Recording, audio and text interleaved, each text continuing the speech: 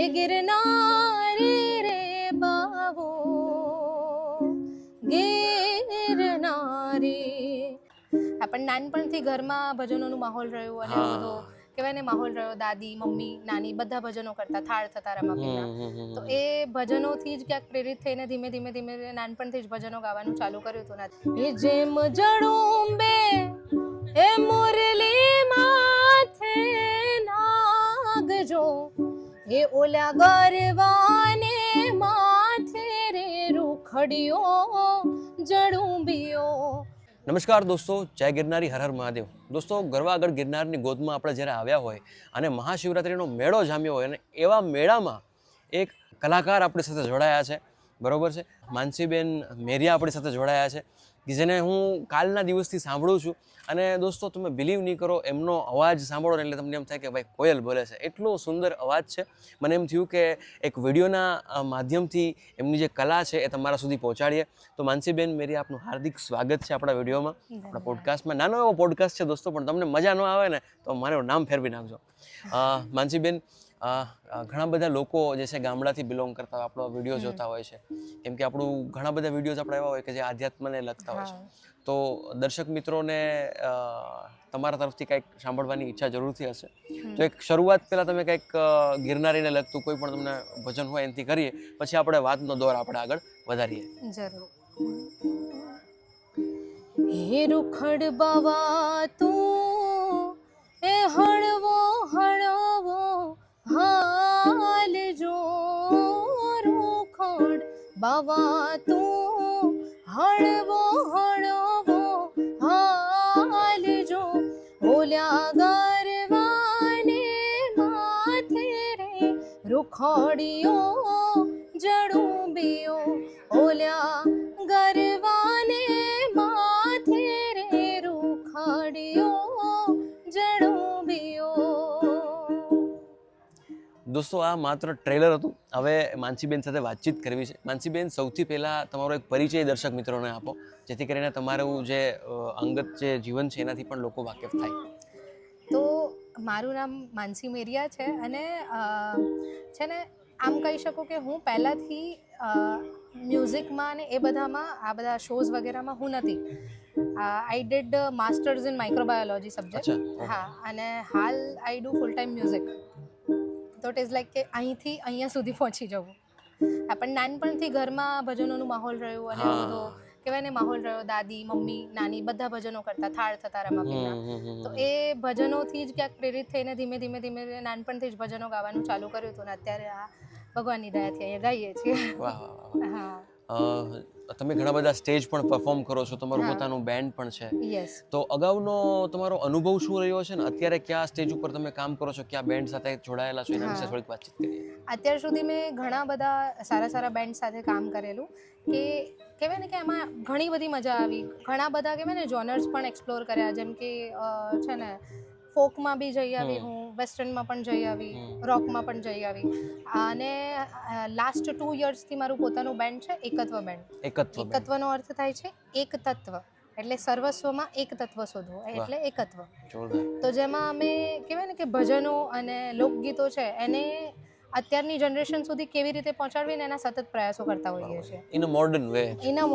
Yes. બરાબર છે. ગિરનારીના સાનિધ્યમાં ગિરનારને યાદ કર્યા છે. તો મહાશિવરાત્રિનો પર્વ છે. તમને કોઈ મહાદેવનું કોઈ ગીત યાદ આવતું હોય, કોઈ ભજન યાદ આવતું હોય તો દર્શક મિત્રો જરૂરથી સાંભળવા માંગશે.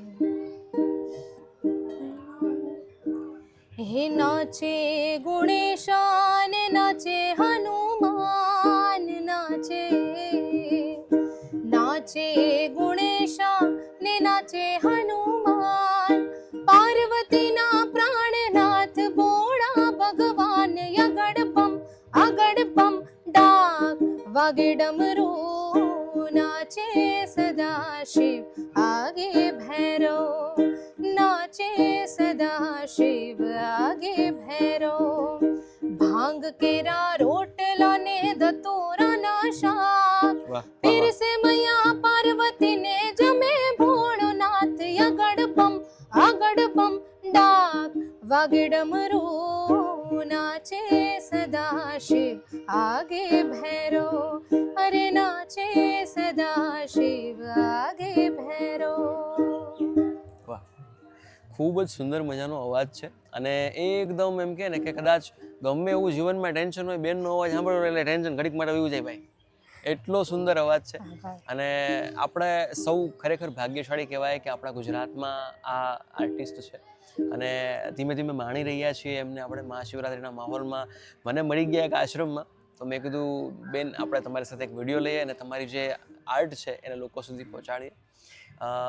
આગળ મારે પૂછવા માંગીશ કે તમે એક સરસ મજાનું ઇન્સ્ટ્રુમેન્ટ ઉપર અત્યારે વગાડી રહ્યા છો, તો લગભગ જેટલા લોકો જોવે છે એને ગિટાર જ સમજતા હશે, પણ એ ગિટાર છે નહીં. તો એ ઇન્સ્ટ્રુમેન્ટ શું છે અને તમે શા માટે એ ઇન્સ્ટ્રુમેન્ટ ઉપર જ વગાડો? જનરલી ભજનિક કલાકાર છે એ પેટી ઉપર વગાડતા હોય છે, તો તમે આ શા માટે સિલેક્ટ કર્યું ને આનું નામ શું છે એ દર્શક મિત્રો જરૂરથી જાણવા માંગશે. યસ, સો બેઝિકલી જ્યારે મારી શરૂઆત થઈ હતી કે હું શોઝ કરતી હતી ત્યારે હું ગિટાર શીખી હતી. તો હવે ગિટારમાં તો ઓબ્વિયસલી ત્યારે તો બોલિવૂડ ને બધો ટ્રેન્ડ ચાલતો હતો, એના શોઝ થોડા કર્યા હતા. અને પછી એક વિચાર આવ્યો કે કેમ નહીં ગિટાર ઉપર પણ ભજન થઈ શકે. બરોબર. હવે ગિટાર છે ને મારે કેરી કરવું અઘરું થતું હતું, કારણ કે મારે તો ભજન કરવા છે દરેક જગ્યાએ જઈને, બરાબર. તો આઈ સો ધીસ ઇન્સ્ટ્રુમેન્ટ, આને કહેવાય છે યુકુલેલે, અને આનું પર્ટિક્યુલરલી નામ મેં પાડેલું છે મેરુ. હા, ગંગા સતીના એક ભજન પરથી કે મેરુ તો ડગે પણ જેના મનેડા ડગે નહીં.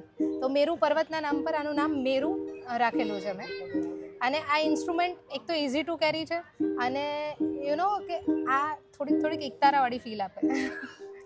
એના ઉપર હું આવતો તો કે એકતારા જેવું લાગે છે. એકતારા જેવું લાગે. આપણે મેરુને યાદ કર્યા છે, તો મેરુ તો ડગે નહીં પણ જેના મન ના ડગે એકવાર થઈ જાય. જરૂર.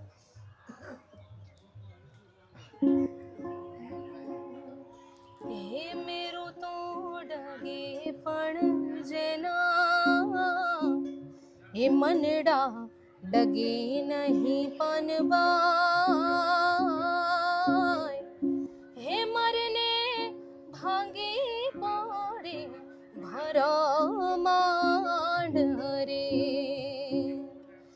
વિપદા પડે પણ વણસે નહીં રે પનબાય, તોય હરે જાના પરમાણ રે. વાહ, અદ્ભુત અદ્ભુત. અને દોસ્તો ખરેખર બેન જ્યારે ગાય છે ને, જ્યારે તમે લાઈવ સાંભળો છો ત્યારે ખોવાઈ જાવ છો, એ હકીકત છે. ખૂબ જ સુંદર ગાયકી છે તમારી. દર્શક મિત્રો જરૂરથી એ જાણવા માંગશે અને પર્સનલી હું પણ એ જાણવા માંગીશ કે તમે આટલા સરસ કલાકાર છો, સ્ટેજ પ્રોગ્રામ કરો છો, આજે મહાશિવરાત્રિના આ મેળામાં ભવનાથમાં તમે આવ્યા છો, એની પાછળનું રીઝન શું છે કે તમે મહાશિવરાત્રિના મેળામાં શા માટે આવ્યા? કેમ કે એક સ્ટેજ ઉપર તમે કામ કરો છો, બરોબર, અને ઘણા બધા કલાકારો ઇવન મેં જોયેલું છે કે ભાઈ પોતાની વાણી પવિત્ર કરવા માટે આ જગ્યા પર આવતા હોય છે. તો મેં તમને હજી સુધી આ જગ્યા ઉપર જ્યારે ભવનાથમાં તમે આવ્યા છો, તમે ક્યાંય એટલા બહુ મોટા સ્ટેજ ઉપર નથી જોયા. તમે આવા નાના આશ્રમમાં જાઓ છો, સરસ મજાની વાઇબ્સ, ગુડ વાઇબ્સ જે છે ને એ ફેલાવો છો, તો એની પાછળનું કારણ શું? એની પાછળનું કારણ એ જ એમ કહેવાય છે ને કે હિમાલયથી બી જૂનો ગરવો ગિરનાર, અને આ ગરવા ગિરનારમાં એટલી બધી કહેવાય ને અસંખ્ય ચેતનાઓ થઈ ગઈ. તો મહાશિવરાત્રિથી મોટો કયો એ પર્વ હશે કે જ્યારે આ અસંખ્ય ચેતનાઓનો આશીર્વાદ આપણે લઈ શકીએ? બરોબર છે. તો કેમ નહીં દરેક જગ્યાએ જઈને ગાઈએ? So that's why I come here. સાહેબ, ભવનાથ વિસ્તારમાં અત્યારે જે વાઇબ છે ને એ કંઈક અલગ લેવલની છે. આશરે 3 થી 4 લાખ લોકો આ વિસ્તારમાં છે અને ઉર્જા આ જગ્યાની વાત કરીએ તો કંઈક અલગ છે. બેન, તમને એક અરજ કરવા માંગીશ. ગિરનારીના આપણે સાનિધ્યમાં છીએ, મહાદેવને આપણે યાદ કર્યા છે, મેરુ તો ડગે નહીં યાદ કર્યા છે. ગિરનારી માટે કંઈક ફરી એક કદાચ કંઈ યાદ આવે તો.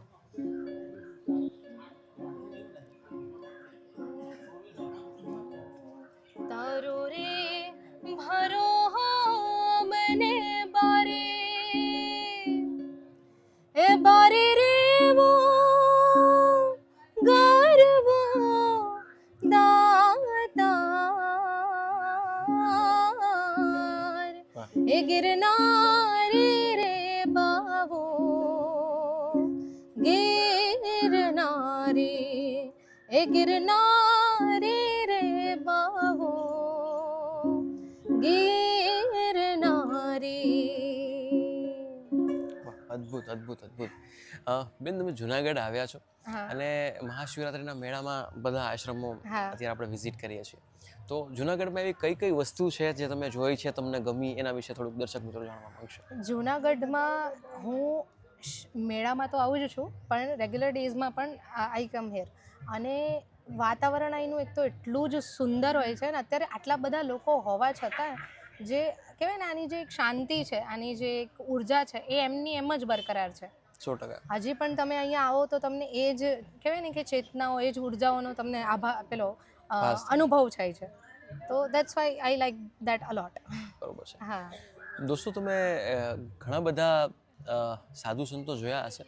વિદેશથી પણ ઘણા બધા એવા સાધુ છે જે આ જગ્યા ઉપર આવ્યા છે. તો કંઈક વાઇબ હશે, કંઈક વસ્તુ હશે કે જે એમને ખેંચતી હશે. દોસ્તો, આ જગ્યા ઉપર મહાત્મા આવ્યા છે. તો બેનને કહીશ કે જોગી વિશે કોઈ સરસ મજાનું સાંભળીએ ગીત. એવો કોઈ રે મિલા દો અમને જોગીડો જી રે,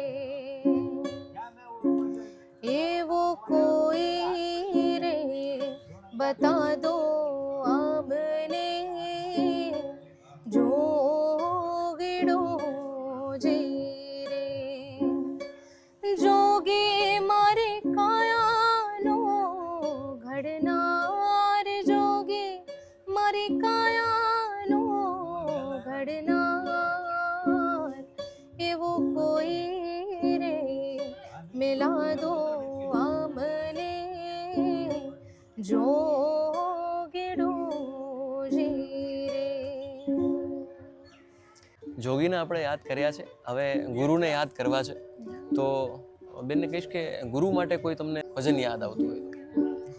હે જી મને ઝીણો ઝીણો નાદ રે સાંભળાય, ગુરુજી મારા આવે છે.